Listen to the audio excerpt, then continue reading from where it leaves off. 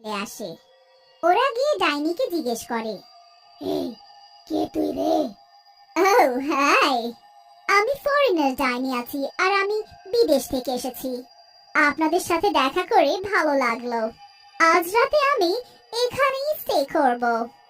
আচ্ছা, কিন্তু তোর সাথে দেখা করে আমাদের একদম ভাল লাগেনি। যা যা যা এখান থেকে। কিন্তু কেন?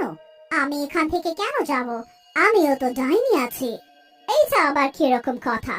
আমি কোথাও যাব না। আচ্ছা, তাহলে তোর শোয়ার জায়গা চাই তো এখানে? ঠিক আছে, কোনো ফরেনার গান শোনাতো, আর ফরেনার গানে ডান্সও করে দেখা। আমাদের একটু এন্টারটেইনমেন্ট করে দেখা। সব ভূতেরা এটা শুনে জোরে হাসতে লাগে। কিন্তু আমি তো গাইতে আর নাচতে জানি না। আচ্ছা,